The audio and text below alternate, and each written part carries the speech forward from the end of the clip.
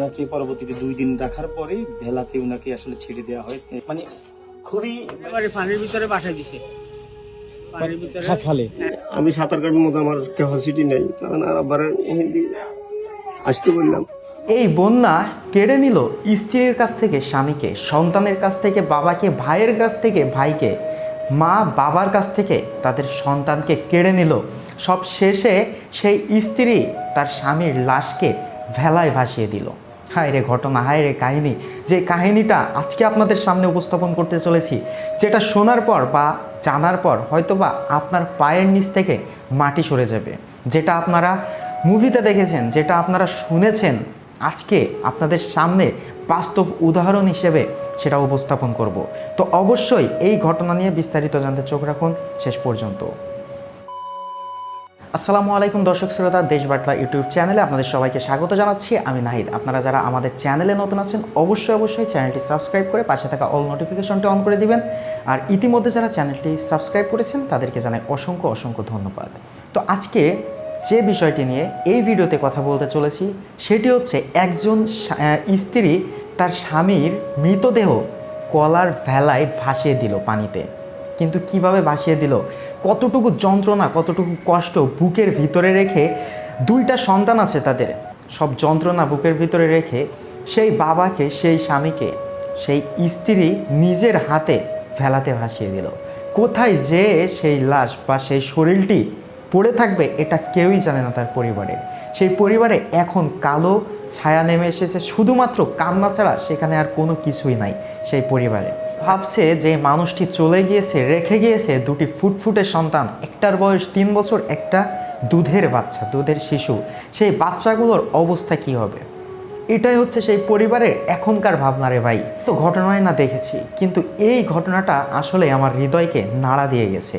যেখানে এই বন্যা বহু মানুষকে ধ্বংসের মুখে ঠেলে দিয়েছে, তার ভিতরে এটি একটি করুণ ঘটনা, যে ঘটনাটি আসলে অনেক দুঃখময়।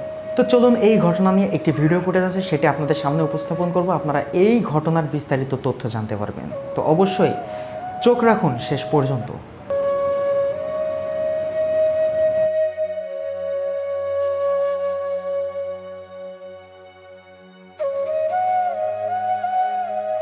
এখানে গোসল দিছি, ওরা ধরেন 3-4 ঘন্টা পরে গোসল করাইছি, জানাজা করাইছি, ওখানে পড়ে দিয়েছে। ওখানে শুকনো জায়গা ছিল। কয়দিন পড়েছিল? এই রিলায়েন্সের পাশেই তো নাকি? হ্যাঁ, রেল রাস্তার উপরে বা পাশে, এখানে 2 দিন উপরে ছিল। 2 দিন পরে এটারে আবার পানির ভিতরে পাঠিয়ে দিছে। পানির ভিতরে খালে? হ্যাঁ, খালে পাঠিয়ে দিছে। ওই চলে গেছে। তার ফ্যামিলি কিভাবে চলবে এখন?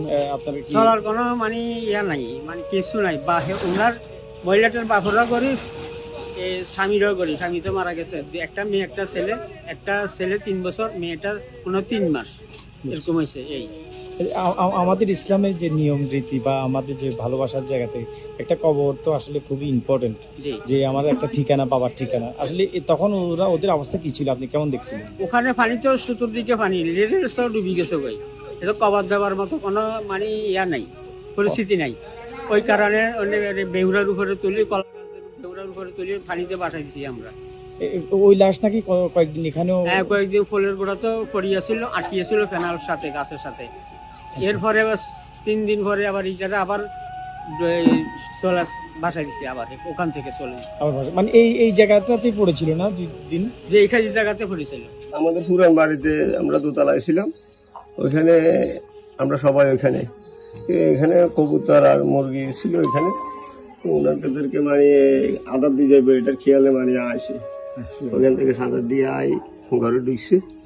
ঘরে ঢুকার পরে মনে হয় কি প্রেশার উঠছে না স্টপ করছে, এটা আমার বলতে পারতেছি। টেনশনে হয়তো করছে, করে সামান বেরিয়ে গেছে, দেখি হয়তো টেনশন করছে। ওই 1-2 ঘন্টা পরে মানে আমি একটু ছটফট করতেছি, আর বাইরে পানির মধ্যে আইলেও আমি সাঁতার কাটার মতো আমি ছিলেন। আমি সাঁতার কাটার মতো আমার ক্যাপাসিটি নেই, তখন আর আবার হিন্দি আসতে বললাম। আর আবার খুঁজি দেখে নাই, এবার দরজা খুলছে, দরজা খোলা, গুড়ি গাড়ি দেখি চলে গেছে। আবার তখন আর শিক্ষা দিয়েছি, আমাদের ছোট ভাই এবার আছে, এরা দেখছি, খুঁজি দেখে দেবে আমার ভাই খাটের তলে পড়ে দিয়েছে। এখন ওর সংসারটা কিভাবে চলবে?